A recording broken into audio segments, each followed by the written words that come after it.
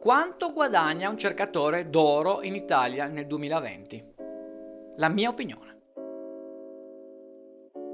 E buongiorno cercatori d'oro, io sono Matteo Berto, sono un geologo, sono un cercatore d'oro e il mio principale obiettivo all'interno del mio canale YouTube è quello di trasmettervi quella che è la mia passione, soprattutto in merito alla ricerca dell'oro e delle pietre preziose in Italia.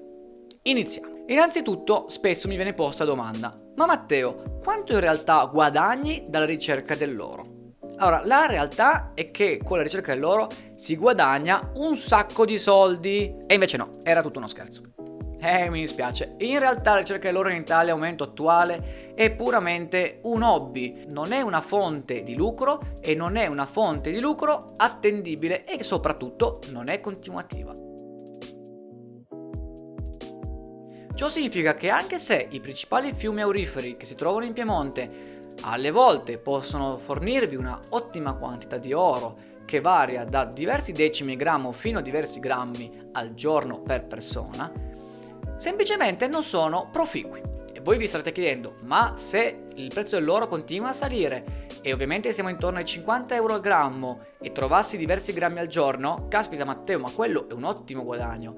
E io sono d'accordo con voi, il problema è che non trovate quella quantità tutti i giorni e soprattutto voglio sfidarvi a estrarre quell'oro manualmente, perché le normative in Piemonte sono quelle che sono in questo caso e vi rimando il testo qua sotto grazie al link, perché se si parla di estrarre oro con idrovore, con escavatori piuttosto che macchinari, si parla di concessioni minerarie e le concessioni minerarie non le decide Tizio Caio, ma le decide l'ufficio minerario della regione. Ovviamente dovete avere un'attività, dovete avere una partita IVA, avete dei costi, avete degli operai probabilmente e soprattutto una volta che togliete l'oro dai sedimenti del fiume, ok, c'è uno scavo, lo riempite perché siete obbligati a ripristinare, ma magari quell'oro non basta perché avete tante spese a coprire. E quindi vi conviene andare col piatto alla canaletta al fiume per cercare l'oro? Assolutamente sì, perché solo in quel caso potreste trovare delle quantità tali per cui i costi non superano i guadagni.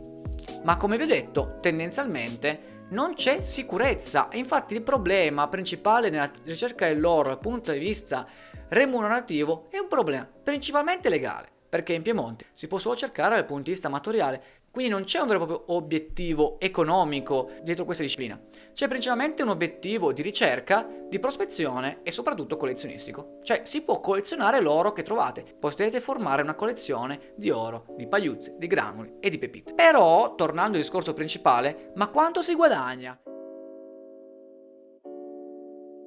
Si guadagna diverse centinaia di euro all'anno. Calcolando che mediamente si trovano, poniamo, mezzo grammo d'oro al giorno, anche perché, capiamoci, ci sono giornate in cui trovate tanto oro, ma ci sono giornate anche in cui non trovate assolutamente niente. Poniamo una media di mezzo grammo al giorno, poniamo 30 uscite all'anno, capiamoci, sono 15 grammi. 15 grammi, 50 euro al grammo, sono 750 euro. Ma quelle pagliuzze, siamo sicuri che siano veramente già traducibili in denaro, in liquidità? Ebbene no, perché devono essere fuse, devono essere certificate e di conseguenza potrebbero essere anche successivamente tassate. Ma sappiate che ovviamente l'oro che trovate ha un valore sul mercato, però l'oro che trovate lungo i fiumi italiani tendenzialmente non è mai pure al 100%.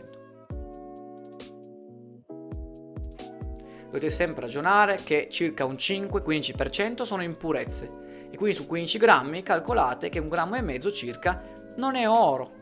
Quindi quando io parlo di 15 grammi capite che si parla tendenzialmente di 13 grammi di oro puro. E da lì vanno poi a scalare tutti i costi di riferimento nella fusione, nella certificazione, nella vendita.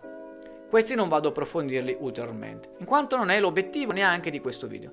Ma sappiate che la ricerca dell'oro in Italia è una ricerca dal punto di vista collezionistico anche molto interessante, perché le pepite d'oro hanno un valore e diverse volte il mero valore di quanto pesano. La mia pepita che ho trovato proprio questa estate, da circa 1 grammo, dal punto di vista del peso in oro riguardando la purezza, magari vale solo 30-40 euro, ma dal punto di vista collezionistico può valere anche 100-150 euro.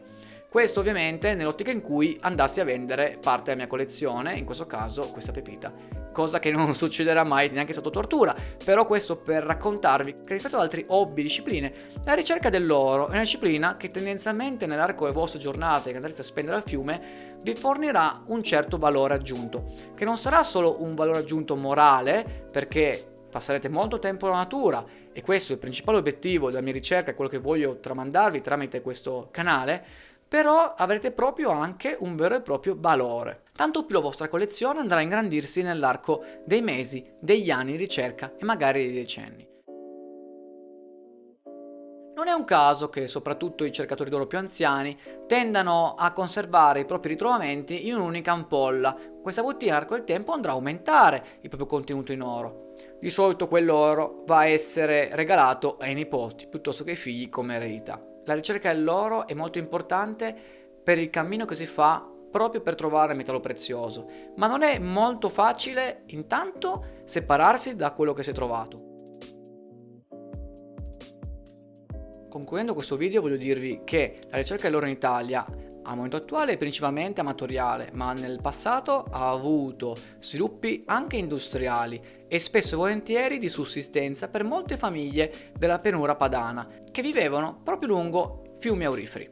Non sottovalutiamo quindi il fatto che la ricerca dell'oro possa essere proficua da un certo punto di vista, però non perdete mai di vista le normative. Le normative vigenti impongono agli amatori che principalmente il nostro obiettivo non sia il lucro, piuttosto invece la mera collezione. Nel momento in cui invece questa vuole trasformarsi in attività a fonte di lucro, c'è tutto un altro iter. Bisogna chiedere ufficio minerario, bisogna aprire un'azienda mineraria, bisogna prendere regolare concessione, con tutto ciò che ne deriva. A quel punto però l'estrazione potrà essere condotta secondo tecniche industriali. In Italia al momento attuale non ci sono realtà di questo genere, ma con il prezzo dell'oro che continua a salire e come possiamo vedere anche all'estero, la ricerca dell'oro nei sedimenti alluvionali rimane e continua a essere un'attività che potrebbe avere importanti risvolti economici. Se avete delle domande, dei dubbi, delle curiosità, mi raccomando di scrivere nei commenti qui sotto. Io sono Matteo Berto e ci vediamo al prossimo video. Ciao cercatori!